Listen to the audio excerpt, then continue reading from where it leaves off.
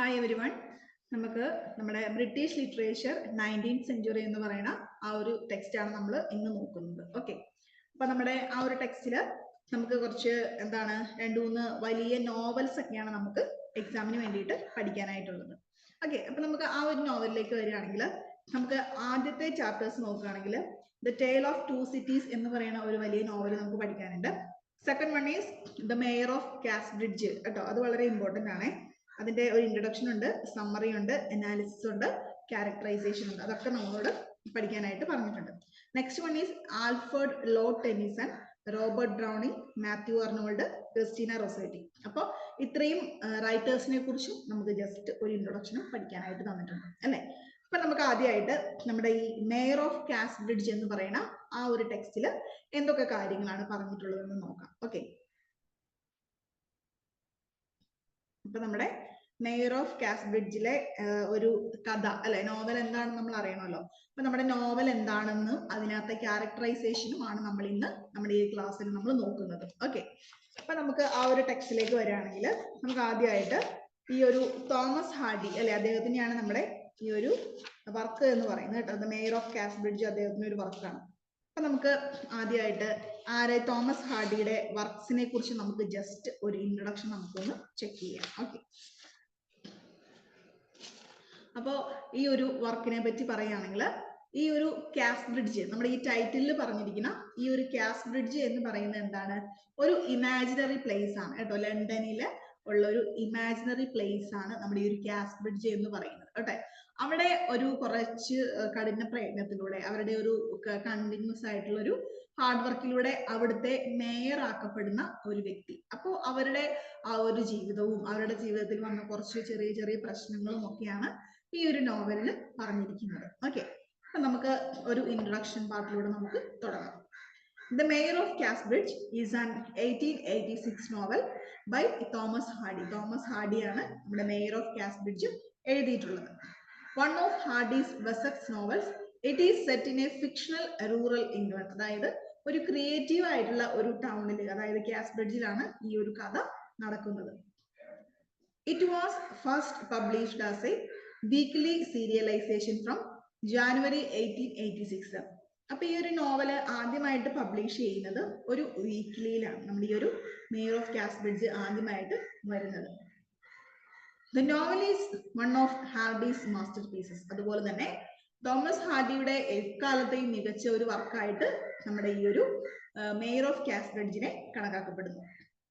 It was first issued in weekly parts in January 1886, followed by full publication in May 1886. അതിനുശേഷം ഇത് പല വീക്കിലുകളിലും അതുപോലെ തന്നെ ഇതിന്റെ കംപ്ലീറ്റ് ആയിട്ടുള്ള ഒരു വേർഷനും ഒക്കെ വന്നിട്ടുണ്ടെന്നാണ് പറയപ്പെടുന്നത്. ഓക്കെ, അപ്പൊ അതാണ് അതിനെക്കുറിച്ചുള്ള ഇൻട്രൊഡക്ഷൻ എന്ന് പറയുന്നത് കേട്ടോ. പിന്നെ ഇതിനകത്ത് നമ്മൾ മെയിൻ ആയിട്ട് നോക്കുകയാണെങ്കിൽ ഇതൊരു ലെങ്തി ആയിട്ടുള്ള ഒരു നോവലാണ്. അപ്പൊ നിങ്ങൾ ഈ ഒരു ടെക്സ്റ്റിൽ കൊടുത്തിരിക്കുന്ന നോക്കിയാൽ നിങ്ങൾക്ക് കാണാൻ സാധിക്കും, ചാപ്റ്റർ വൈസ് ആണ് ഇവിടെ സമ്മറി നമ്മളോട് പറഞ്ഞിരിക്കുന്നത് കേട്ടോ. ഈ ഒരു പേജ് നോക്കിക്കേ കണ്ടോ, ഇതിനകത്ത് നോക്കിയിട്ടുണ്ടെങ്കിൽ മേയർ കാസ്ബ്രിഡ്ജ് സമ്മറി എന്ന് പറഞ്ഞിട്ട് സമ്മറി ഓഫ് 1, 2, 3 എന്ന് പറഞ്ഞിട്ട് അങ്ങനെ ഏകദേശം ഒരു 45 ചാപ്റ്റേഴ്സ് ഇതിന്റെ സമ്മറി ആയിട്ട് നമുക്ക് പഠിക്കാനായിട്ട്. അപ്പൊ വളരെ ലെങ്തി ആയിട്ടുള്ളൊരു നോവലാണ്. അതുകൊണ്ട് തന്നെ നമുക്ക് എന്ത് ചെയ്യാം, വളരെ ഷോർട്ടാക്കി നമുക്ക് ഇതിനെ ഒന്ന് ഈ ഒരു സ്റ്റോറി അല്ലെ, ഇതിന്റെ സമ്മറി എന്താണെന്ന് നമുക്കൊന്ന് അനലൈസ് ചെയ്യാം. ഓക്കെ, അപ്പൊ അതിന് വേണ്ടിയിട്ട് ഞാൻ ടെക്സ്റ്റ് റെഫർ ചെയ്യുന്നില്ല, പകരം ഞാൻ ഗൂഗിളിൽ നിന്ന് കുറച്ച് നോട്ട്സ് റെഡിയാക്കിയിട്ടുണ്ട്. അപ്പൊ അത് വെച്ചിട്ടാണ് നമ്മൾ അതിന്റെ സമ്മറി ഒന്ന് നോക്കുന്നത് കേട്ടോ. അപ്പൊ നോവലാകുമ്പോൾ നമ്മൾ അതിന്റെ ഒരു കഥയൊന്ന് സമ്മറൈസ് ചെയ്ത് അറിഞ്ഞിരിക്കണം. അപ്പൊ അതിനുശേഷം നമുക്ക് അതിന്റെ ഒരു ക്യാരക്ടറൈസേഷനോടെ നോക്കുമ്പോൾ ആ നോവൽ നമുക്ക് കംപ്ലീറ്റ് ആയിട്ട് എന്താണെന്ന് മനസ്സിലാവും. ഓക്കെ, അപ്പൊ ഞാൻ നിങ്ങൾക്ക് ഒരു സ്ക്രീൻ ഷെയർ ചെയ്യാം. അപ്പൊ അതിനകത്ത് നിങ്ങൾ നോക്കുമ്പോൾ ഒരു ചെറിയൊരു നോട്ട് എന്താണ് അതിന്റെ സമ്മറി എന്ന് നമുക്ക് കാണാനായിട്ട് സാധിക്കും. ഓക്കെ,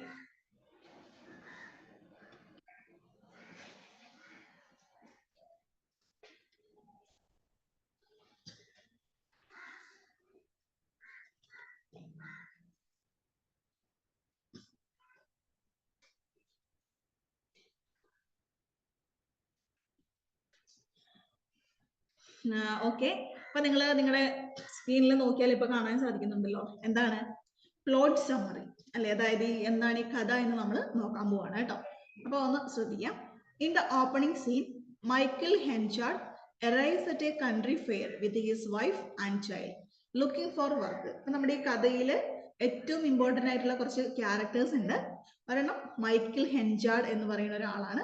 നെക്സ്റ്റ് വൺ ഈസ് അദ്ദേഹത്തിന്റെ വൈഫാണ്. അതുപോലെ തന്നെ അദ്ദേഹത്തിന്റെ ഒരു മകളും കേട്ടോ. അപ്പൊ ഈ 3 ക്യാരക്ടേഴ്സിനാണ് നമ്മൾ ആദ്യമായിട്ട് ഈ ഒരു കഥയിൽ കാണുന്നത്. ഓക്കെ, ആരൊക്കെയാണ്? മൈക്കിൾ ഹെൻജാർഡ് ഉണ്ട്, അദ്ദേഹത്തിന്റെ വൈഫ് ഉണ്ട്, അദ്ദേഹത്തിന്റെ മകളുണ്ട്. അപ്പൊ ഈ 3 ക്യാരക്ടേഴ്സ് ആണ് ആദ്യമായിട്ട് നമ്മൾ ഈ ഒരു സ്റ്റോറിയിൽ വരുന്നത്. ഓക്കെ, അപ്പൊ അവരെന്താണ് ചെയ്തത് എന്ന് നോക്കാം കേട്ടോ. ഇതിന്റെ ഓപ്പണിംഗ് സീൻ. അപ്പൊ ഈ നമ്മുടെ ഈ സ്റ്റോറി നോവൽ തുടങ്ങുമ്പോൾ എന്താണ് കാണുന്നത്?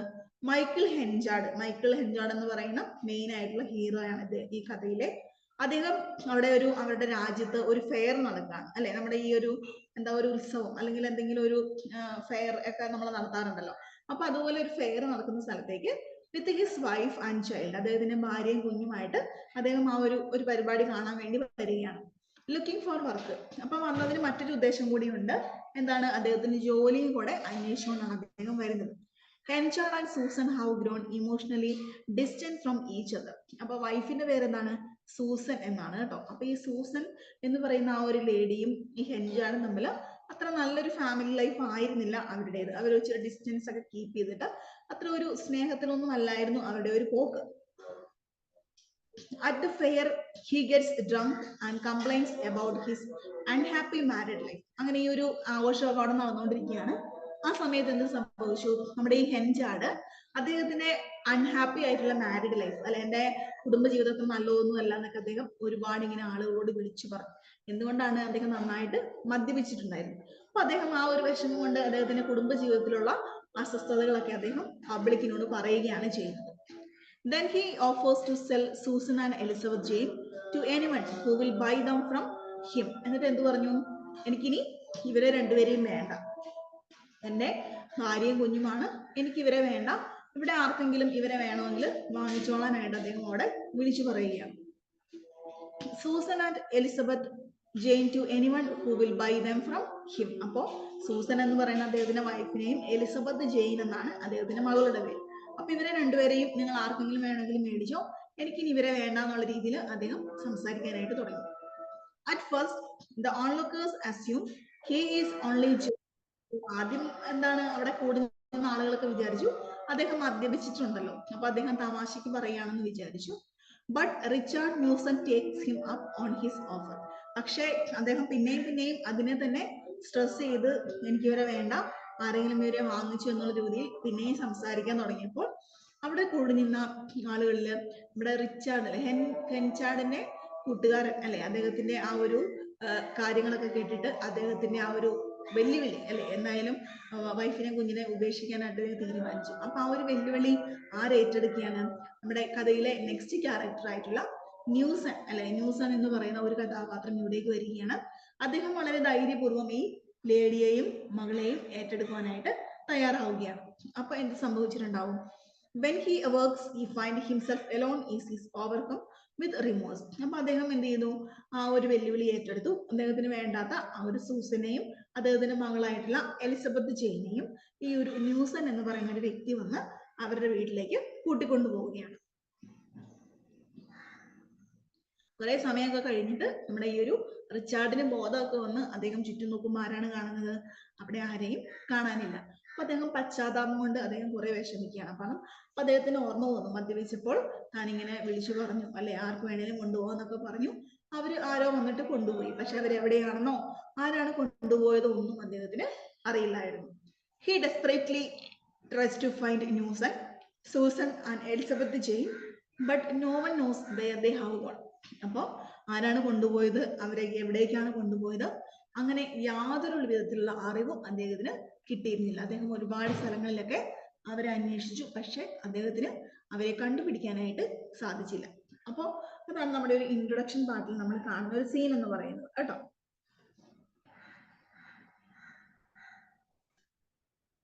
Then next നോക്കിക്കേ, Henchard resolves to make a new start in life. അങ്ങനെ അദ്ദേഹം എന്ത് തീരുമാനിച്ചു? വൈഫും കുട്ടിയൊക്കെ നഷ്ടപ്പെട്ടിട്ട് അദ്ദേഹം കുറെ അധികം വിഷമിക്കുകയൊക്കെ ചെയ്തു. എന്നിരുന്നാലും അദ്ദേഹത്തിന് ജീവിതം മുന്നോട്ട് അദ്ദേഹം എന്ത് ചെയ്തു? പുതിയൊരു സ്റ്റാർട്ടിങ് അല്ലെ, പുതിയൊരു സ്റ്റാർട്ടിങ്ങിന് വേണ്ടി അദ്ദേഹം ശ്രമിച്ചുകൊണ്ടിരുന്നു. He works hard and gradually become an agricultural merchant. അതുകൊണ്ട് തന്നെ അദ്ദേഹം നന്നായിട്ട് ഹാർഡ് വർക്ക് ചെയ്തു. അപ്പൊ അദ്ദേഹത്തിന് എന്താവാൻ സാധിച്ചു? ഒരു അഗ്രികൾച്ചറൽ മെർച്ചന്റ് ആവാനായിട്ട് അദ്ദേഹം സാധിച്ചു. അദ്ദേഹം ഒരു കൃഷിക്കാരനായിട്ട് മാറി. His wealth increases and he is eventually elected mayor of Casterbridge. അങ്ങനെ അദ്ദേഹത്തിന് ഒരുപാട് സ്വത്തും കാര്യങ്ങളൊക്കെ ആയി. അപ്പൊ അദ്ദേഹം എന്ത് ചെയ്തു? നാച്ചുറലി അദ്ദേഹം ആ ഒരു കാസ്ബ്രിഡ്ജ് എന്ന് പറയുന്ന ആ ഒരു രാജ്യത്ത് അല്ലെ ആ ഒരു സ്ഥലത്തെ മേയറായിട്ട് അദ്ദേഹം തെരഞ്ഞെടുക്കപ്പെട്ടു. നമുക്കിപ്പം കൊച്ചിൻ മേയർ എന്നൊക്കെ പറഞ്ഞാൽ അവിടെ ഒരു ഭരണാധികാരി ഉണ്ടാവുമല്ലോ. അപ്പോൾ അതുപോലെ കാസ്ബ്രിഡ്ജിലെ മേയറായിട്ട് അദ്ദേഹത്തിനെ അവര് ഇലക്ട് ചെയ്തു. Henchard never marries but while staying on the isle of Jersey he meets Lucetta Templeman. അപ്പൊ ഹെൻചാർഡ് അത്രയും നാളും വൈഫിനെയും കുട്ടീനെയും ഒക്കെ ഉപേക്ഷിച്ചിട്ട് അദ്ദേഹം ഇങ്ങനെ നിൽക്കുന്നതുകൊണ്ട് അദ്ദേഹം എന്ത് ചെയ്തിട്ടില്ല? അന്ന് വരെ അദ്ദേഹം മാരി ചെയ്തിരുന്നില്ല, കല്യാണത്തെ പറ്റി അദ്ദേഹം ആലോചിച്ചിരുന്നില്ല. പക്ഷെ അദ്ദേഹം ഇങ്ങനെ ഈ ഒരു മേയറൊക്കെ ആയിട്ടിരിക്കുന്ന സമയത്ത് അദ്ദേഹം ലൂസിറ്റ എന്ന് പറയുന്ന ഒരു ലേഡിയെ പരിചയപ്പെടുകയാണ്. ദേ ഹാവ് ആൻ അഫെയർ, അവരുടെ ഇടയിൽ ഒരു അഫെയർ വരികയാണ്. He would like to marry her but he is unsure if Susan is still living. അപ്പൊ അദ്ദേഹത്തിന് അവരെ മാരി ചെയ്യണമെന്നുണ്ട്. പക്ഷെ അദ്ദേഹത്തിന്റെ മനസ്സിൽ എന്താണ് ഒരു വിഷമം? സൂസൻ ഇപ്പോഴും ജീവനോടെ ഉണ്ടെങ്കിൽ അത് പിന്നീട് ഒരു പ്രശ്നമായിട്ട് മാറും അല്ലെ. അപ്പൊ അദ്ദേഹത്തിന് അവരെ ഒരു മാരി ചെയ്യാനുള്ള ഒരു സിറ്റുവേഷൻ അദ്ദേഹത്തിന് വരുന്നില്ല. Meanwhile Susan and Newson living as husband and wife. പക്ഷെ എന്നിരുന്നാലും അവരെങ്ങനെയായിരുന്നു? ഈ സൂസനും നമ്മുടെ ന്യൂസനും എങ്ങനെയൊക്കെയാണ്? അവര് ഹസ്ബൻഡ് ആൻഡ് വൈഫായിട്ട് തന്നെയാണ് അവര് കഴിഞ്ഞിരുന്നത്. അവരെന്ത് ചെയ്തിട്ടുണ്ട്? നമ്മുടെ സൂസനും എലിസബത്തും ഒക്കെ ആരാണ്? നമ്മുടെ ഹെൻചാർഡിന്റെ വൈഫും കുട്ടിയായിരുന്നു അല്ലെ. അദ്ദേഹം ആരെങ്കിലും വേണമെങ്കിൽ എടുത്തോളാനൊക്കെ പറഞ്ഞ് പ്രസംഗിച്ച് ആ സമയത്താണ് ഈ ന്യൂസൺ വന്ന് കൊണ്ടുപോകുന്നത് അല്ലെ. അപ്പൊ അവരിപ്പോ എങ്ങനെയാണ്? അവര് വേറൊരു സ്ഥലത്താണ്, അവരിപ്പോ കാനഡയിലാണ്. അവരവിടെ ഹസ്ബൻഡ് ആൻഡ് വൈഫായിട്ട് തന്നെയാണ് ജീവിക്കുന്നത്. വേറെ എലിസബത്ത് ജെയിൻ ഡൈസ്. അപ്പോ അവിടെ വെച്ചിട്ട് കാനഡയിൽ ചെന്ന് കഴിയുമ്പോൾ നമ്മുടെ ഈ ആദ്യത്തെ മകളായിട്ടുള്ള ഈ എലിസബത്ത് ജെയിന് എന്ത് സംഭവിക്കുന്നുണ്ട്? അവിടെ എന്തൊക്കെയോ അസുഖങ്ങളൊക്കെ പിടിപെട്ടിട്ട് ആ കുട്ടി അവിടെ വെച്ച് മരിച്ചു പോവുകയാണ് ചെയ്യുന്നത്. Susan and Newson have a daughter together. അപ്പോൾ അവിടെ ചെന്ന് മരിച്ചു കഴിഞ്ഞപ്പം ഈ സൂസനും ന്യൂസനും എന്ത് സംഭവിക്കുന്നുണ്ട്? അവരുടെ ആ ഒരു കുടുംബ ജീവിതത്തിൽ അവർക്ക് പുതിയൊരു കുട്ടി ഉണ്ടാകുന്നുണ്ട്. അപ്പൊ അതും എന്താണ്? ഒരു പെൺകുട്ടിയാണ്. Whom Susan also names Elizabeth Jane. അപ്പോൾ രണ്ടാമതുണ്ടായ ആ ഒരു കുട്ടിക്കും എലിസബത്ത് എന്ത് പേര് തന്നെ കൊടുത്തു? എലിസബത്ത്. സൂസൻ എന്ത് പേര് കൊടുത്തു? എലിസബത്ത് ജെയിൻ എന്ന് തന്നെയാണ് പേര് കൊടുത്തത്. This second Elizabeth Jane grown up knowing nothing about her mother's marriage to Henchard. അപ്പൊ രണ്ടാമതുണ്ടായ കുട്ടിക്ക് അമ്മയും അല്ലെ അച്ഛനും ഇങ്ങനെ രണ്ടാമത് കല്യാണം കഴിച്ചവരാണോ അങ്ങനെ ഒരു വിവരങ്ങളും ഈ കുട്ടിക്ക് അറിയില്ല. When Elizabeth Jane is 18, she fails to return from a sea voyage and it is assumed that he has been lost at sea. അപ്പോൾ അവരവിടെ കാനഡയിലാണ് പിന്നീട് താമസിച്ചത്. അവിടെ ഏകദേശം ഒരു 18 വർഷമൊക്കെ ആയി. അപ്പൊ നമ്മുടെ ഈ എലിസബത്ത് ജെയിന് ഒരു 18-ാമത്തെ വയസ്സൊക്കെ ആയപ്പോഴത്തേക്കും ഈ ന്യൂസൺ ഷിപ്പിൽ ഒരു പ്രാവശ്യം കടലില് യാത്രയ്ക്ക് പോയി. പക്ഷെ ഒരിക്കലും അദ്ദേഹം പോയിട്ട് തിരിച്ചു വന്നിട്ടില്ല. അപ്പൊ ഇവരെന്ത് വിചാരിച്ചിട്ടുണ്ടാവും? അദ്ദേഹത്തിന് ഷിപ്പ് തകർന്ന് അദ്ദേഹത്തിന് എന്തെങ്കിലും അപകടം സംഭവിച്ചിട്ടുണ്ടെന്ന് ഈ സൂസനും മകള് വിശ്വസിച്ചു. Susan became convinced that she should try to find Henchard and reconcile with him. അപ്പൊ സൂസൻ എന്ത് തീരുമാനിക്കുകയാണ്? അവർക്കിനി ആരുമില്ല അല്ലെ. കാരണം ന്യൂസന് എന്തോ അപകടം സംഭവിച്ചിട്ടുണ്ട്, അദ്ദേഹം ഇതുവരെ തിരിച്ചു വന്നിട്ടില്ല. അപ്പൊ സൂസൻ വിചാരിക്കുകയാണ് ഹെൻചാർഡിന്റെ അടുത്തേക്ക് തന്നെ തിരിച്ചു പോകാം, അദ്ദേഹത്തിന് എങ്ങനെയെങ്കിലും ഒക്കെ പറഞ്ഞ് വിശ്വസിപ്പിച്ചിട്ട് അദ്ദേഹത്തിന് കൂടെ തന്നെ ജീവിക്കണമെന്ന് അവൾക്ക് തോന്നുകയാണ്. Nevertheless, she does not want to disclose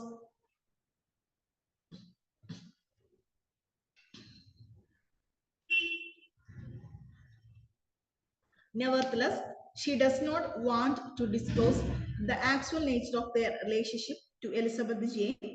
So she tells her daughter only that Henchard is related to them by marriage. അങ്ങനെ എന്ത് ചെയ്തു? She does not want to disclose. അവൾ എന്ത് ചെയ്തില്ല?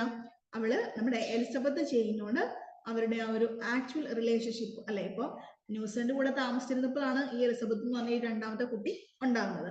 അപ്പൊ തിരിച്ച് ഈ ഹെൻചാർഡിന്റെ അടുത്തോട്ട് തന്നെ പോകുമ്പോൾ നാച്ചുറലി 18 വയസ്സായ മകളാണ് അല്ലെ. അപ്പൊ അവർക്കൊരു സംശയമുണ്ട്, എന്തിനാണ് ഇദ്ദേഹത്തിന്റെ അടുത്തോട്ട് തിരിച്ചു പോകുന്നത്, ആരാണെന്നൊക്കെ അന്വേഷിക്കും അല്ലെ.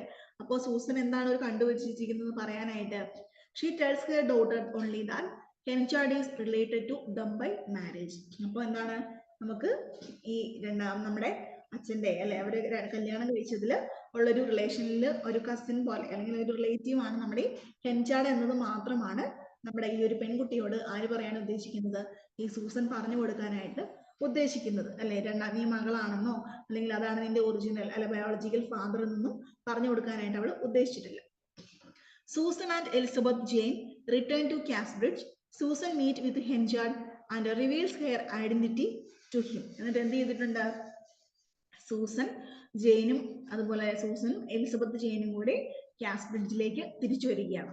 Susan meets with Henchard and reveals her identity to him. എന്നിട്ട് വന്നിട്ട് എന്ത് ചെയ്തു? നിങ്ങൾ പണ്ട് ഉപേക്ഷിച്ച മകളും ഭാര്യയുമാണ് ഞങ്ങൾ എന്നൊക്കെ പറഞ്ഞിട്ട് നമ്മുടെ ഇവരെ പരിചയപ്പെടുത്തി കൊടുക്കുകയാണ്. ആർക്ക്? നമ്മുടെ ഹെൻചാർഡിന് പരിചയപ്പെടുത്തി കൊടുക്കുകയാണ്. But she doesn't tell him that his daughter dead and that Elizabeth Jane is actually Newson's daughter. പക്ഷെ അവള് ഒരു കാര്യം മാത്രം മറച്ചു വെക്കുന്നുണ്ട്. എന്താണ്? നമ്മുടെ മകളായിട്ടുള്ള എലിസബത്ത് ജെയിൻ മരിച്ചുപോയി, ഇത് ന്യൂസന്റെ മകളായിട്ടുള്ള എലിസബത്തിനാണ് എന്ന് പറയുന്ന കാര്യം അത് മാത്രം അവള് ഒളിച്ചു വെച്ചു. Henchard is overjoyed that she and Elizabeth Jane have come back to him. അപ്പൊ ഹെൻചാർഡിന് എന്താണ്? വളരെയധികം സന്തോഷമായി. അയാൾ എത്ര വർഷമായിട്ട് അവരെ നഷ്ടപ്പെട്ടതാണ്. അപ്പൊ അവർ തിരിച്ചു വന്നല്ലോ ഓർത്തപ്പോ അദ്ദേഹത്തിന് ഭയങ്കര സന്തോഷമായി. Henchard and Susan agree to not tell Elizabeth Jane that he had scolded her and Susan years earlier. Henchard marries Susan, whereupon Elizabeth becomes his stepdaughter in her own eyes. അപ്പോൾ ഹെൻചാർഡും ഈ സൂസനും കൂടെ എഗ്രി ചെയ്തു. എന്താണ് അവർ സമ്മതിച്ചത്? Not to tell Elizabeth Jane that he had sold her and Susan years later. ഇതുപോലെ നിന്നെയും അച്ഛനെയും അതുപോലെ വർഷങ്ങൾക്ക് മുൻപ് നിന്റെ അച്ഛൻ വിറ്റതാണ് അല്ലെ, പിന്നീടാണ് നമ്മളിപ്പോൾ അദ്ദേഹത്തിന്റെ മകള് തന്നെയാണ് നീ, അങ്ങനെയുള്ള ഒരു കാര്യം അവളോട് പറയരുതെന്ന് ഇവർ രണ്ടുപേരും കൂടെ തീരുമാനിച്ചു. Henchard marry Susan whereupon Elizabeth became his stepdaughter in her own eyes. അപ്പോൾ ഇവർ രണ്ടുപേരും എന്ത് ചെയ്തു? പിന്നെയും സൂസനെ തന്നെ ഹെൻചാർഡ് ഒന്നുകൂടെ വിവാഹം ചെയ്തു. അവരവിടെ സന്തോഷമായിട്ട് താമസിക്കുകയാണ്. Henchard's reputation as an agricultural merchant has been damaged by his purchase of a large load of bad wheat, which he has to resolve to the citizens of the town. അപ്പോൾ ഈ റിച്ചാർഡിന് എന്ത് സംഭവിച്ചു? അദ്ദേഹം ഒരു മെർച്ചന്റ് ആയിരുന്നല്ലോ, ഒരു കച്ചവടക്കാരനായിരുന്നു. അപ്പൊ അദ്ദേഹം വിചാരിച്ചതുപോലെ ഒരു ലാഭമൊന്നും കിട്ടിയില്ല. എന്ത് സംഭവിച്ചു? അദ്ദേഹം വിൽക്കാനായിട്ട് പർച്ചേസ് ചെയ്ത വീറ്റൊക്കെ എന്തായിരുന്നു? ഗോതമ്പ്, കൊള്ളില്ലാത്ത കുറെ ഗോതമ്പൊക്കെ ആയിപ്പോയി. അപ്പൊ അദ്ദേഹത്തിന് അത് നഷ്ടം സംഭവിച്ചു. Donald warfare, having just arrived at Casbridge, hears about the bad wheat and suggests a means of processing the wheat so that it will be palatable. അപ്പോൾ അവിടേക്കാണ് നമ്മുടെ നെക്സ്റ്റ് കഥാപാത്രമായിട്ടുള്ള നമ്മുടെ ഡൊണാൾഡ് വാർഫെയർ കടന്നു വരുന്നത്. അപ്പൊ അദ്ദേഹം ഒരു കച്ചവടക്കാരൻ തന്നെയാണ്. അദ്ദേഹം ഈ ഹെൻചാർഡിനെ ഹെൽപ്പ് ചെയ്യാൻ തീരുമാനിച്ചു. എന്തിനാണ്? ഈ കൊള്ളില്ലാത്ത അത്രയും വീറ്റ് ഉണ്ടല്ലോ, ഒരുപാട് ലോഡ് കണക്കിന് ധാന്യങ്ങൾ ഉണ്ടാവും. അപ്പൊ അതൊക്കെ എങ്ങനെയെങ്കിലും അധികം കേടാവാതെ, അധികം നഷ്ടപ്പെടുത്താതെ എങ്ങനെയാണൊന്ന് റീസൈക്കിൾ ചെയ്തെടുക്കുക എന്നൊക്കെ അവർ തീരുമാനിച്ചു. Henchard is deeply grateful and he convinced Farfair to remain in Casbridge and became the manager of his business.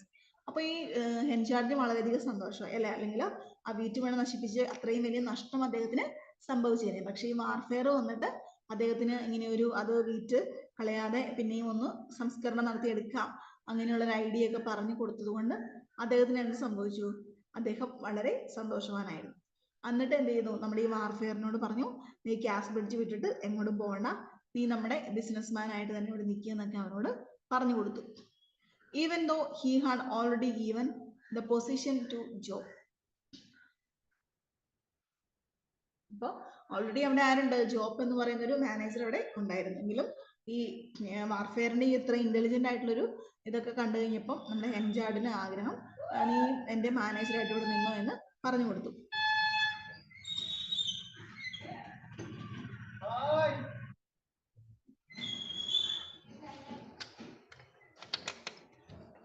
Susan falls ill and dies, and Henchard inaccurately tells Elizabeth Jane.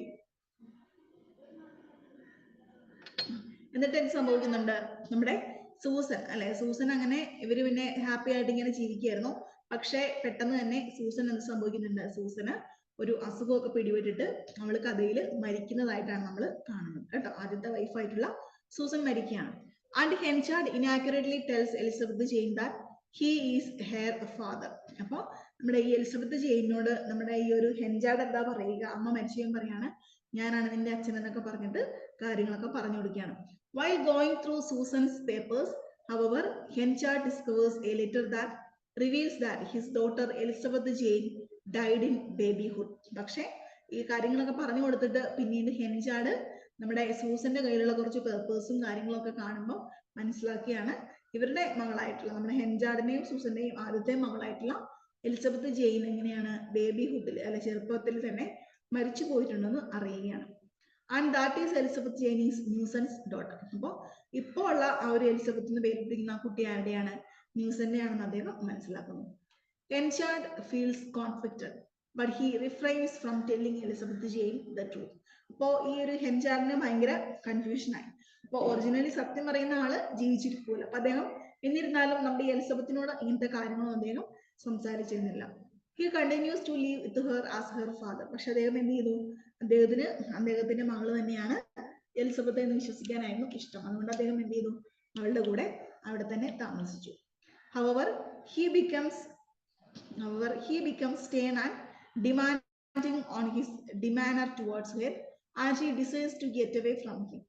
അപ്പോൾ അദ്ദേഹം എന്ത് ചെയ്തു? ഇങ്ങനത്തെ കാര്യങ്ങളൊക്കെ പറഞ്ഞുകൊണ്ട് ആ പെൺകുട്ടിക്ക് എന്താണ് അത്ര വലിയ താല്പര്യമൊന്നും ഇല്ലായിരുന്നു അല്ലെ, അദ്ദേഹത്തിന്റെ കൂടെ നിൽക്കാനായിട്ട് അവർക്ക് വലിയ ഇഷ്ടമൊന്നും ഇല്ലായിരുന്നു. Farfrae becomes popular in the community and Henchard resenting this. പിന്നെ ഫാർഫെയർ എന്ന് പറഞ്ഞ ആളെ നമ്മൾ കണ്ടു അല്ലെ, അദ്ദേഹം എന്തായിരുന്നു അവിടെ കമ്മ്യൂണിറ്റിയിൽ വളരെ ഒരു സക്സസ്ഫുൾ ആയിട്ടുള്ള ഒരു മെർച്ചൻ്റൊക്കെ ആയിട്ട് അദ്ദേഹം വളർന്നു വന്നുകൊണ്ടിരിക്കുകയായിരുന്നു. ആക്ച്വലി അദ്ദേഹം ആരാണ്? നമ്മുടെ ഹെൻചാർഡിന്റെ മാനേജറായിട്ട് പോസ്റ്റ് ചെയ്ത ആളാണ് അല്ലെ. പക്ഷെ ഇപ്പം ഹെൻചാർഡിനേക്കാൾ കൂടുതൽ നല്ലൊരു ബിസിനസ് മാഗ്നറ്റൊക്കെ ആയിട്ട് നമ്മുടെ ഈ ആര് വളർന്ന്? നമ്മുടെ ഒരു ഫാർഫെയർ വളർന്നു വന്നിട്ടുണ്ട്. In competition with Henchard, Farfrae soon become rich and powerful. അപ്പൊ അവർ തമ്മിലുള്ള ആ ഒരു കോമ്പറ്റീഷൻ ഒന്നുകൂടെ ശക്തമായി. നമ്മുടെ ഈ വാർഫെയർ എന്ത് ചെയ്തു? വാർഫെയർ വളരെയധികം ശക്തനായിട്ടുള്ള പണക്കാരനായിട്ടുള്ള ഒരു മെർച്ചന്റ് ആയിട്ട് പിന്നീട് മാറുന്നു. He is elected mayor. അങ്ങനെ അദ്ദേഹം എന്ത് ചെയ്തു? ആ ഒരു കാസ്ബ്രിഡ്ജിലെ മേയർ ആയിട്ട് ഇലക്ട് ചെയ്യപ്പെട്ടു. Henchard's fortunes soon decline and he is focused to declare bankruptcy and sell his house. പക്ഷേ ഹെൻചാർഡിന് എന്ത് ചെയ്തു? Fortunes soon decline. അദ്ദേഹത്തിന്റെ ആ ഒരു വിധി അദ്ദേഹത്തിന് അനുകൂലമായിരുന്നു. അദ്ദേഹം സക്സസ്ഫുൾ ആയിട്ടുള്ള ഒരു മെർച്ചന്റ് ഒക്കെ ആയിട്ട് വന്നതായിരുന്നു. പക്ഷെ പെട്ടെന്ന് അദ്ദേഹത്തിന്റെ ബിസിനസ് ഒക്കെ തകർന്നു. അദ്ദേഹത്തിന് ഒരുപാട് കടങ്ങൾ, അതായത് ബാങ്കിലെ ലോണൊക്കെ കടങ്ങളൊക്കെ അദ്ദേഹത്തിന് കൂടി വന്നു. അവസാനം അദ്ദേഹത്തിന് വീട് തന്നെ വിൽക്കേണ്ടി വന്നു. He has to choice but to become a farm labourer working for Farfrae. അപ്പൊ അദ്ദേഹത്തിന് എന്തായിരുന്നു പിന്നീട് ഓപ്ഷൻ ഉണ്ടായിരുന്നത്? അദ്ദേഹത്തിന് മാനേജറായിട്ട് വന്ന ഫാർഫെയറിന്റെ കീഴിലാണ് ഇപ്പോൾ അദ്ദേഹം ജോലി ചെയ്യുന്നത്. എന്തായിട്ട്? ഒരു ലേബറായിട്ട് ഇപ്പൊ അദ്ദേഹം ജോലി ചെയ്തുകൊണ്ടിരിക്കുകയാണ്. അപ്പൊ എന്താണ്? ഫേറ്റ് അദ്ദേഹത്തിന് ആ ഒരു ജീവിതമാകെ മാറ്റിമറിച്ചു കളഞ്ഞു അല്ലെ. അദ്ദേഹം വളരെ സക്സസ്ഫുൾ ആയിട്ട് പോയിക്കൊണ്ടിരിക്കുകയായിരുന്നു. പക്ഷെ അദ്ദേഹം ആർക്കാണോ ജോലി കൊടുത്തത്, അയാളുടെ ആ ഒരു കാര്യങ്ങൾ കൊണ്ട് തന്നെ അദ്ദേഹത്തിന്റെ ജോലി അല്ലെങ്കിൽ അദ്ദേഹത്തിന്റെ ആ ഒരു പദവിയൊക്കെ നഷ്ടപ്പെട്ടിട്ട് അദ്ദേഹം പിന്നീട് ആ ഒരു മാനേജറുടെ കീഴിൽ ഒരു സെർവന്റിനെ പോലെ ജോലി ചെയ്യുകയാണ് വന്നത്.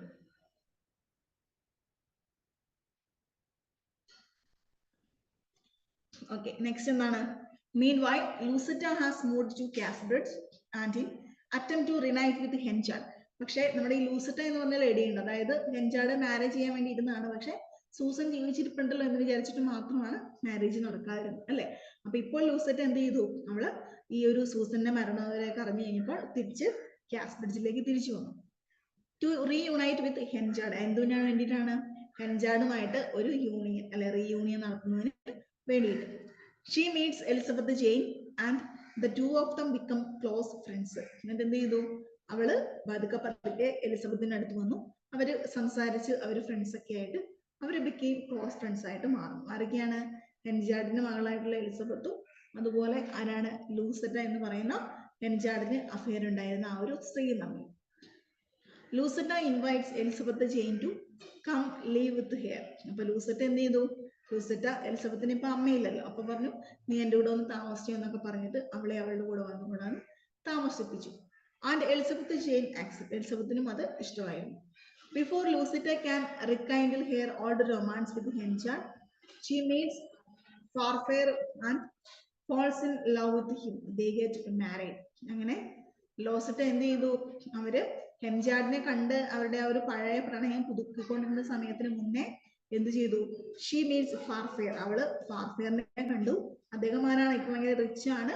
ഇപ്പോൾ മേയർ, കാസ്ബ്രിഡ്ജ് ഓഫ് മേയർ നമ്മുടെ ഫാർഫെയർ ആണ് അല്ലെ. അപ്പൊ കുറച്ചും കൂടെ കാശും പണമുള്ള ആളുടെ കൂടെ നമ്മുടെ ലൂസിറ്റ പോകാനായിട്ട് തീരുമാനിച്ചു. എന്നിട്ട് എന്ത് ചെയ്തു? And falls in love with him, അവരുമായിട്ട് സ്നേഹത്തിലായി. And they get married. അങ്ങനെ ലൂസിറ്റയും നമ്മുടെ ഫാർഫെയറും കൂടെ കല്യാണം കഴിക്കുകയാണ് ചെയ്യുന്നത്.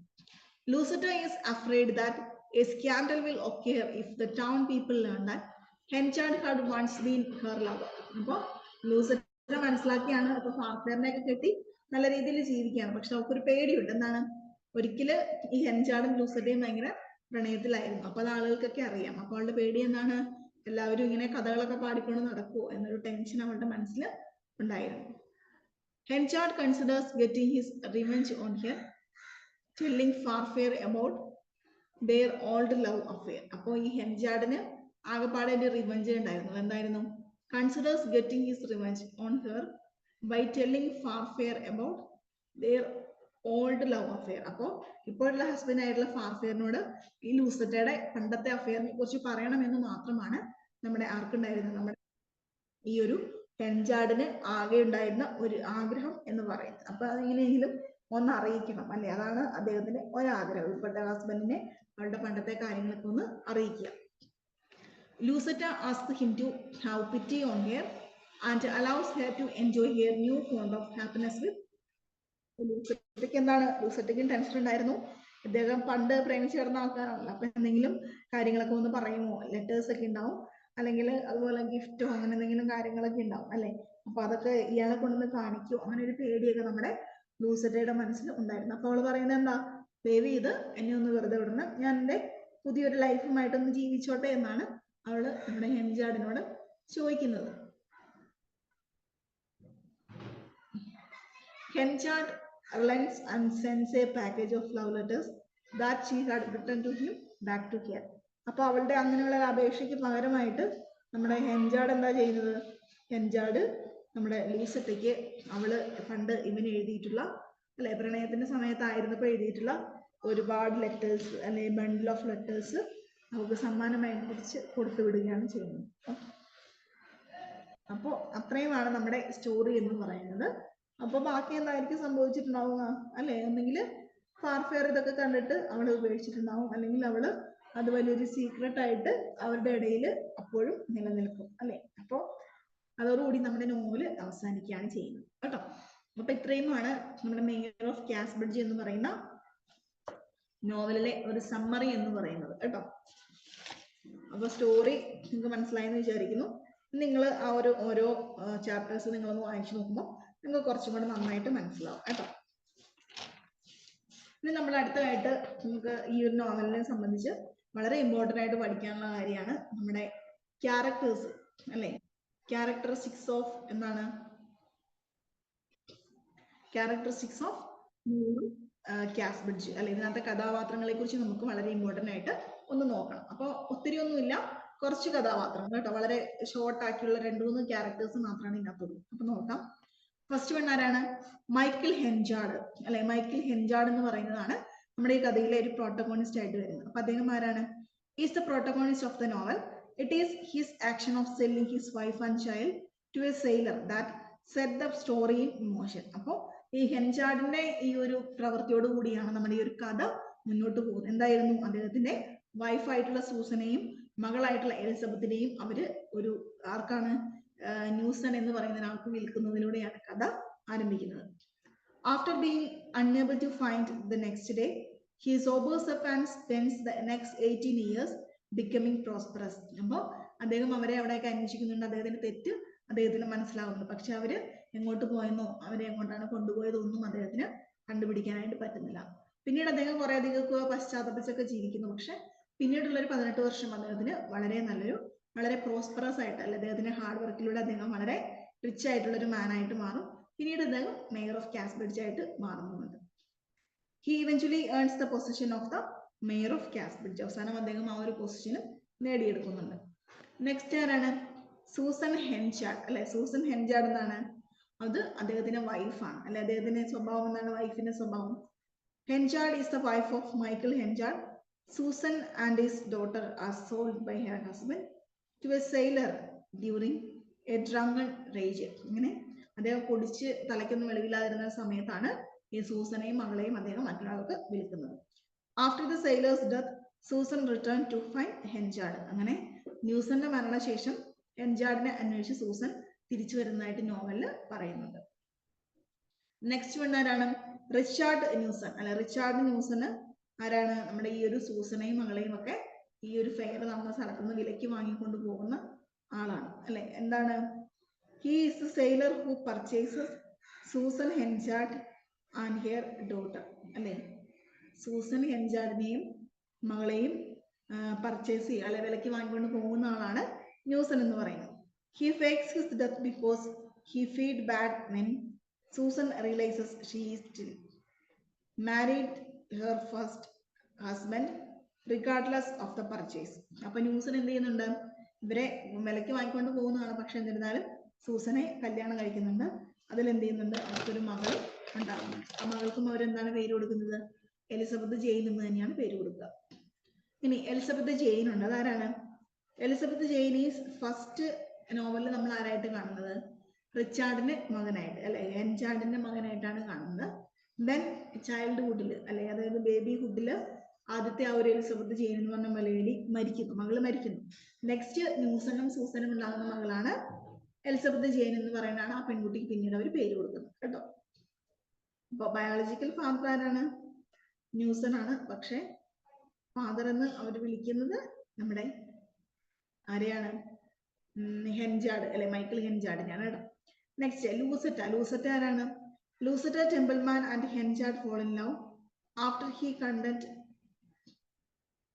He cannot find Susan and their daughter. അതായത് ലൂസറ്റ എന്ന് പറയുന്നത് നമ്മുടെ ഹെൻജാർഡിന്റെ ഒരു അഫെയർ, ഒരു ലവ് അഫെയറിൽ വരുന്ന ഒരു സ്ത്രീയാണ്.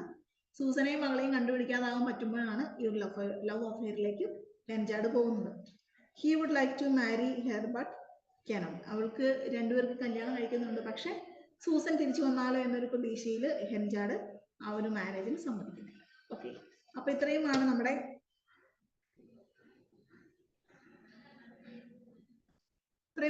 സ്റ്റോറിയിലെ ക്യാരക്ടേഴ്സ് എന്ന് പറയുന്നത് കേട്ടോ. അപ്പൊ ഇത്രയും കാര്യങ്ങൾ നിങ്ങൾ ഒന്ന് വായിച്ചു നോക്കുക. നമ്മുടെ സ്റ്റോറിയിലെ സമ്മറി നമ്മൾ പറഞ്ഞു, പിന്നെ ക്യാരക്ടേഴ്സ് ആണ് കേട്ടോ. അപ്പൊ ഇത് രണ്ടും കൂടെ വെച്ച് നോക്കുമ്പോൾ ആ നോവൽ നമുക്ക് നന്നായിട്ട് മനസ്സിലാവേണ്ടതാണ്. ഓക്കെ, അപ്പൊ അത്രയേ ഉള്ളൂ. മേയർ ഓഫ് കാസ്ബ്രിഡ്ജിന്റെ കഥ സമ്മറിയും ക്യാരക്ടറൈസേഷനും കവർ ചെയ്തിട്ടുണ്ട്. ഓക്കെ, നെക്സ്റ്റ് നമുക്ക് അതിനകത്ത് ഇമ്പോർട്ടൻ്റ് ആയിട്ട് നോക്കാനുള്ള ഒരു ചാപ്റ്റർ എന്ന് പറയുന്നത് ടെയിൽ ഓഫ് ടു സിറ്റീസ് ആണ് കേട്ടോ. അപ്പൊ ഈ ടെയിൽ ഓഫ് ടു സിറ്റീസ് എന്താണ്? രണ്ട് രാജ്യങ്ങളുടെ കഥ, അല്ലെങ്കിൽ രണ്ട് രാജാക്കന്മാരുടെ അവരുടെ ഒരു കഥ എന്നാണ് പറയുന്നത്, അല്ലേ? അപ്പൊ എന്താണ് ഈ ഇൻട്രഡക്ഷൻ, എന്താണ് ഈ ടെയിൽ ഓഫ് ടു സിറ്റീസിൽ പറഞ്ഞിരിക്കുന്നത് നോക്കാം കേട്ടോ. എന്താണ്? A tale of two cities have 3 books. ഇതിലാകെ 3 ബുക്സ് ആണ് ഈ ഒരു നോവലിൽ ഉള്ളത്. Books begin with the journey of Mr Jarvis Lorry, an English banker. അപ്പൊ ഈ ഇതിനകത്ത് നോവലിനകത്ത് ആദ്യമായിട്ട് പറഞ്ഞിരിക്കുന്നത് മിസ്റ്റർ ജാർവിസ് ലോറി എന്ന് പറയുന്ന ഒരു ഇംഗ്ലീഷ് ബാങ്കറിന്റെ ഒരു ജേർണി, അദ്ദേഹം ഒരു യാത്ര തുടങ്ങുന്നതായിട്ടാണ് ഇവിടെ പറയുന്നത്. And young girl Lucie Manette from England to Paris. അതുപോലെ തന്നെ ഒരു ചെറിയ പെൺകുട്ടിയായിട്ടുള്ള ലൂസി മാനറ്റ് ഇംഗ്ലണ്ടിൽ നിന്നും പാരീസിലേക്കും യാത്ര തിരിക്കുന്നു. അതോടുകൂടിയാണ് ഈ നോവൽ സ്റ്റാർട്ട് ചെയ്യുന്നത്. In Paris they meet her father doctor Edward Manette. അവർ പാരീസിൽ എത്തുമ്പോൾ എന്ത് സംഭവിക്കുന്നു? അവര് എഡ്വേർഡിനെ കണ്ടുമുട്ടുന്നത് അവരുടെ അച്ഛനാണ്. whom she has never seen before. പക്ഷെ അവര് ഇന്നുവരെ അദ്ദേഹത്തെ കണ്ടിട്ടില്ല. Doctor Edward was released after 18 years of solitary confinement. അദ്ദേഹം ഒരു പട്ടാളക്കാരൻ, അല്ലെ ഒരു സോളിറ്ററി റിഫൈൻമെന്റിലായിരുന്നു. അപ്പൊ അദ്ദേഹം 18 വർഷങ്ങൾക്ക് ശേഷമാണ് അദ്ദേഹത്തെ റിലീസ് ചെയ്യുന്നത്. It begins 5 years after the release of Dr. Manet and ends with the sunset of revolution and Charles Darnay's return to France soon after. The great part of this book is set in London and centers around the residence of Dr. Manet in the Shop district. അപ്പോൾ ഈ ഒരു കഥ നടക്കുന്നത് ഇംഗ്ലണ്ടിലാണ്, അല്ലെ ലണ്ടനിലാണ്. അതുപോലെ തന്നെ ഏറ്റവും കൂടുതൽ കാര്യങ്ങൾ പറയുന്നത് ഡോക്ടർ മാനറ്റിന്റെ ഷോപ്പിൽ അടുത്ത് വെച്ചിട്ടാണ് പറയുന്നത് കേട്ടോ. Lucy മാനറ്റ് is wooed by 3 men and she accepts Charles Darnay. അപ്പൊ ഈ ലൂസി മാനറ്റ് എന്താണ്? അവര് ഒരു ലേഡിയാണ് കേട്ടോ. അപ്പൊ അവർക്ക് എന്തുണ്ട്? അവരുടെ ഒരു യാത്രയോട് കൂടിയാണ് ഈ ഒരു നോവൽ സ്റ്റാർട്ട് ചെയ്യുന്നത്, അല്ലെ? ഫസ്റ്റ് ബുക്ക്, 3 ബുക്ക് ഉണ്ടല്ലോ. ആദ്യത്തെ ബുക്കിന്റെ കഥയാണ് നമ്മൾ പറയുന്നത് കേട്ടോ. The book presents the sins of the aristocracy, especially of the attitude and actions of the Marquis Evermont, uncle of Charles Darnay. അപ്പോൾ ഈ ബുക്കിൽ പ്രധാനമായിട്ടും ഈ അരിസ്റ്റോക്രസിനെ കുറിച്ചൊക്കെയാണ് പറയുന്നത്. His murderer and the consequences of the act. Book 3 presents the pattern of violences and counter-violence, turning them into an autonomous process as is destined by some impersonal fate rather than by human agents. അപ്പോൾ ഇതിനകത്ത് കുറച്ച് റൈവൽറിയും അതിൻ്റെ ഒരു വയലൻസും ഒക്കെ ഇതിനകത്ത് ഈ ഒരു ബുക്കിൽ പറയുന്നുണ്ട്. ഇനി അതാണ് നമ്മുടെ ഈ ഒരു ടെയിൽ ഓഫ് ടു സിറ്റി എന്ന് പറഞ്ഞ ബുക്കിനെ കുറിച്ച് ഇൻട്രൊഡക്ഷൻ ആയിട്ട് പറഞ്ഞിരിക്കുന്നത്. Next one is Charles Dickens. അദ്ദേഹത്തിന്റെ ലൈഫ് ആൻഡ് വർക്ക്സിനെ കുറിച്ച് നോക്കുകയാണെങ്കിൽ Charles Dickens one of the greatest novelist was born in 1812 at Portsea, England. ഇംഗ്ലണ്ടിലാണ് അദ്ദേഹം ജനിച്ചത്. He wrote 14 novels and numerous other works. അദ്ദേഹം ഏകദേശം 14 വർക്ക്സ് എഴുതിയിട്ടുണ്ട്. He is one of the few widely read classics. His experience with poetry during on various social issues affecting the Western society, അല്ലെ Victorian society. അപ്പൊ അദ്ദേഹത്തിന് ഈ ബുക്കുകളിലൊക്കെ കൂടുതലായിട്ടും അന്നത്തെ കാലഘട്ടത്തിൽ ആ വിക്ടോറിയൻ സൊസൈറ്റിയുടെ കാര്യങ്ങളൊക്കെയാണ് പറഞ്ഞിരിക്കുന്നത്. He started working as a clerk in a law firm. He later became a legal reporter and subsequently due to his skill in shorthand. അപ്പൊ അദ്ദേഹം എന്ത് ചെയ്തിട്ടുണ്ട്, അദ്ദേഹം അവിടെ ഒരു ഓഫീസിലാണ് അദ്ദേഹം വർക്ക് ചെയ്യുന്നത്.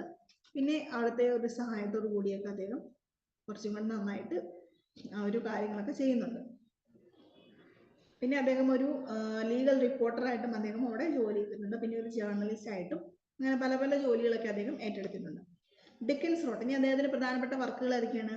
ഒലിവർ ട്വിസ്റ്റ് ഉണ്ട്, ദ ഓൾഡ് ക്യൂരിയോസിറ്റി ഷോപ്പ് ഉണ്ട്, നിക്കോളാസ് ഉണ്ട്, നിക്കിലി ബിറ്റ്വീൻ 1837 ആൻഡ് 1841. അപ്പൊ ഇത്രയും വർക്കുകളൊക്കെ അദ്ദേഹത്തിന്റെ പേരിലുള്ള ഫേമസ് ആയിട്ടുള്ള വർക്കുകളാണ് കേട്ടോ.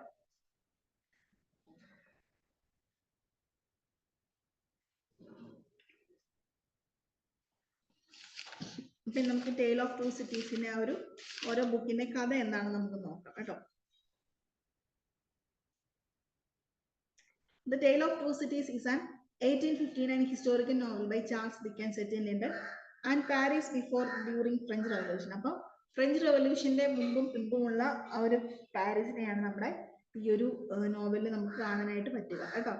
The novel tells the story of the French Dr. Manet, his 18-year-long imprisonment in the Bastille in Paris, and his release to live in London with his daughter Lucy. അപ്പൊ ഇതിനകത്ത് main ആയിട്ട് ഈ ബുക്കിനകത്ത് പറയുന്ന കഥ ആരെ കുറിച്ചാണ്? ഫ്രഞ്ച് ഡോക്ടർ മാനറ്റ്, അല്ലെ ഒരു ഡോക്ടർ മാനറ്റിനെ കുറിച്ചാണ്.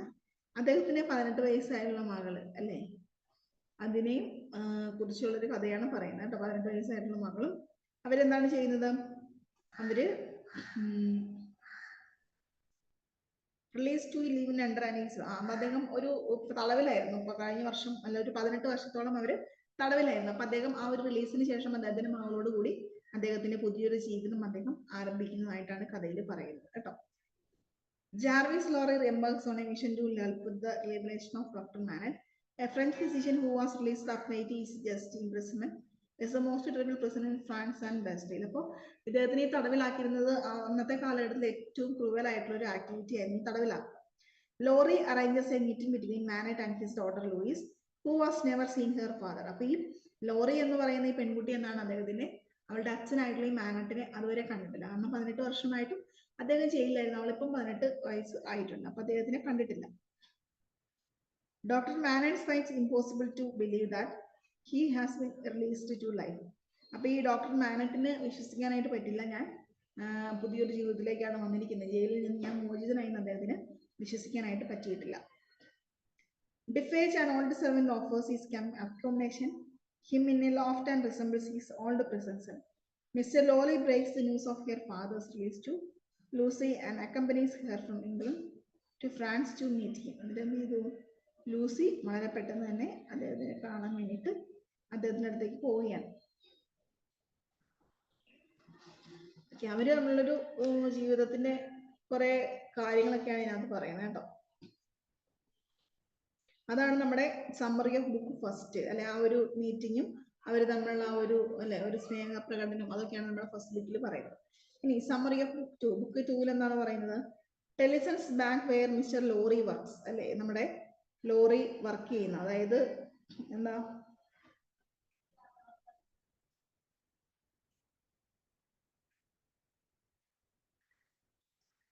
Rejection of England. His current is an old German potter. Cruncher's wife is a mean, hardworking woman who is clouds constantly throwing against his son, admires and imitates Jerry.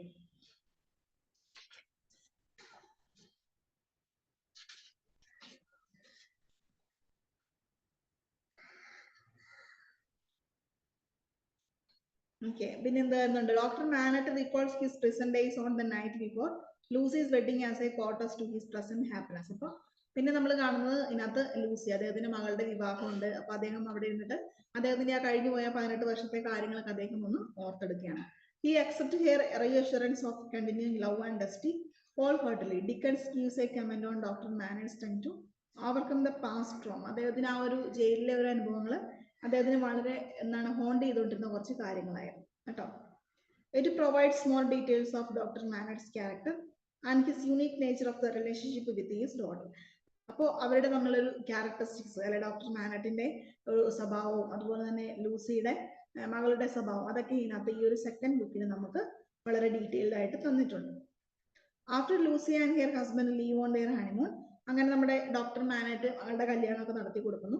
അങ്ങനെ അവരുടെ ഹണിമൂണിന് വേണ്ടി പോയി കഴിയുമ്പോൾ doctor Manette breaks down because of Charles Darnay's disclosure to him. He turns to his old pastime of making shoes. Mr. Lorry and Mrs. Pose feel comment and helpless. അങ്ങനെ ലാസ്റ്റിലേക്ക് വരുമ്പം നമ്മുടെ ഈ ഒരു ബുക്ക് 3 കേട്ടോ. ബുക്ക് 2 ആ ഒരു മാരേജും ആ ഒരു ഫംഗ്ഷനും അതുമൊക്കെയാണ് പറയുന്നത് കേട്ടോ. ഇനി ബുക്ക് 3 വരികയാണെങ്കിൽ എന്താ, Lucy bid farewell to her husband after the trial. Meanwhile, Catherine knows that Mem differs in to index Lucy, her child. Dr. Manette has part of her scheme exertion. At the entire Evermode family, Dr. Manette relapses to his old condition because of the shock of his failure. Sydney Cartoon and Mr. Lorry plan to swift escape. Lucy and her family. Darnay awaits his death and 51 others. Cartoon enters the army cell, exchanges the clothes with him, and was him carried out. Darnay successfully escaped with the others to England. Margie is accidentally shot by Miss Pose, whose loyalty saves Lucy. Dickens describes the noble and martyred death of Sydney Cartoon, who offers his support and protection of young Somersters, also condemned to die. He recalls against the word of Christ Dickens' love, Cartoon a prophetic vision by means of which he able to tell us of the future fate of all. The God prosperous and wicked perish. അപ്പൊ ഇതിനകത്ത് എന്താ പറയുന്ന, book 3 പറയുന്നത് അവർ തമ്മിലുള്ള ആ ഒരു കോൺവെർസേഷനും അതും ഇതൊക്കെയാണ് പറയുന്നത് കേട്ടോ. The debate between Defoe and his wife shows the greater determination and ferocity of their character. അപ്പൊ ഇതിനകത്ത് വരുന്ന Defoe എന്ന് പറയുന്ന ക്യാരക്ടറും അവരുടെ വൈഫും അവർ തമ്മിലൊരു കോൺവെർസേഷൻ ഒക്കെ അത് ഡീറ്റെയിൽഡ് ആയിട്ട് പറയുന്നു. Their motivation is explained with a mixture of understanding of development. The struggle between Mr. Defoe and Mrs. Prose may be perceived as a struggle between good and evil in which good triumphs. അപ്പൊ ഇവർ തമ്മിലുള്ള ഒരു good and evil തമ്മിലുള്ളൊരു ബാറ്റിൽ പോലെയാണ് ഇവർ തമ്മിലുള്ള ഒരു ഫൈറ്റിനെ കുറിച്ച് പറയുന്നത്. Only magic, he suggests, can restore to their previous glory. This analysis contradicts the implication of the previous metaphor, for the revolution as a disease note discriminately divorces the guilty and the innocent. Finally, we must note how the theme of resurrection is extended by Dickens to apply the revolution as well. After the death of these two oppressors, അങ്ങനെ അവസാനം ഈ ഒരു ഡെഫേർജ് എന്ന് പറയുന്ന ആളും miss പ്രോസും എന്നാണ് ഇതിനകത്ത് സ്റ്റോറിയിൽ മരിക്കുകയാണ് ചെയ്യുന്നത്. Cartoon prophesies there will arise a new order which the describes rising from his abyss, so that in the course of time there will be a beautiful city and a brilliant people. അങ്ങനെ ഇവരുടെ ഒരു വാറിനും ഒരു good and evil തമ്മിലുള്ളൊരു ഒരു തർക്കത്തിനും ഡിബേറ്റിനും ഒക്കെ ശേഷം അവിടെ നല്ലൊരു life, there will be a beautiful city and a brilliant people, വളരെ ഇന്റലിജന്റ് ആയിട്ടുള്ള പീപ്പിൾ കൊണ്ട് സമൃദ്ധമാണ് ഇവിടെ നിന്നൊക്കെ പറഞ്ഞുകൊണ്ട് നമ്മുടെ ഈ ഒരു അവസാനത്തെ ബുക്ക് 3 സമ്മറി അവസാനിക്കുന്നത് കേട്ടോ. അപ്പൊ ഇതാണ് നമ്മുടെ ടെയിൽ ഓഫ് 2 സിറ്റീസ് എന്ന് പറയുന്നത്. നമ്മുടെ ആരൊക്കെയാണ്, ഡോക്ടർ അല്ലെ ഫ്രഞ്ച് ഡോക്ടർ മാനറ്റ് അദ്ദേഹത്തിന്റെ മകളായിട്ടുള്ള ലൂസിയും തമ്മിലുള്ള ഒരു അവരുടെ ജീവിതം ഇതൊക്കെയാണ് ഈ ബുക്കിൽ പറയുന്നത്. അത്രേ ഉള്ളൂ, അതിനെ ഒരു ഷോർട്ട് സമ്മറി അത്രേ ഉള്ളൂ. പിന്നെ ഓരോ ഈവെന്റുകളൊക്കെ ഉണ്ട് അല്ലെ, ഓരോ സിറ്റുവേഷൻ അനുസരിച്ച് അതിനകത്ത് ഓരോ സംഭവങ്ങളൊക്കെ നടക്കുന്നുണ്ട്. അത് ആ സമ്മറിയിൽ കൊടുത്തിട്ടുണ്ട്, അത് നിങ്ങളൊന്ന് വായിച്ചു നോക്കുക കേട്ടോ. പിന്നെ സൊസൈറ്റിയിൽ കൂടുതലായിട്ടും ആ ഒരു നോവൽ പറയുന്ന ഫ്രഞ്ച് റവല്യൂഷന് മുമ്പും ശേഷവുമുള്ള കാര്യങ്ങളും അതിനകത്ത് പറയുന്നുണ്ട് കേട്ടോ. അതും നിങ്ങളൊന്ന് വായിച്ചു നോക്കുക. അപ്പൊ അത്രയാണ് ആ ഒരു മെയർ ഓഫ് കാസ്ബ്രിഡ്ജും അതുപോലെ ടെയിൽ ഓഫ് ടു സിറ്റീസ് എന്ന് പറഞ്ഞ 2 ബുക്സ് കേട്ടോ. സമ്മറി പഠിച്ചു വെച്ചാൽ മതി, എന്നാൽ നമുക്ക് എല്ലാം എഴുതാൻ പറ്റും കേട്ടോ. സമ്മറി പറഞ്ഞിട്ടുണ്ട്, നിങ്ങൾ ചാപ്റ്റേഴ്സിന് അതിനകത്ത് കൊടുത്തിട്ടുണ്ട്, അതൊന്നുകൂടെ വായിച്ച് ചെയ്യുമ്പോൾ ആ സ്റ്റോറി കുറച്ചും കൂടെ മനസ്സിലാവും കേട്ടോ. മെയർ ഓഫ് കാസ്ബ്രിഡ്ജ് വളരെ ഇമ്പോർട്ടൻ്റ് ആണ്. അതിനകത്ത് ക്യാരക്ടറൈസേഷനും പഠിച്ചു വെക്കുക കേട്ടോ. കുറച്ച് ക്യാരക്ടേഴ്സ് ഉള്ളതുകൊണ്ട് വളരെ ഈസി ആയിട്ട് നമുക്ക് പഠിക്കാവുന്നതാണ്. ഓക്കെ, ഇത്രയേ ഉള്ളൂ. ബാക്കി ഒരു എന്താണ് 2-3 റൈറ്റേഴ്സിന്റെ കുറച്ച് ഡീറ്റെയിൽസ് നമ്മൾ ഈ ടെക്സ്റ്റിൽ പറഞ്ഞിട്ടുണ്ട്. Alfred Lord Tennyson, Robert Browning, Matthew Arnold, Christina Rossetti. അപ്പൊ ഇത്രയും റൈറ്റേഴ്സിന്റെ കുറച്ചും കൂടെ ഡീറ്റെയിൽസും കൂടെ നമുക്ക് നെക്സ്റ്റ് ക്ലാസ്സിൽ നമുക്കൊന്ന് നോക്കാം കേട്ടോ.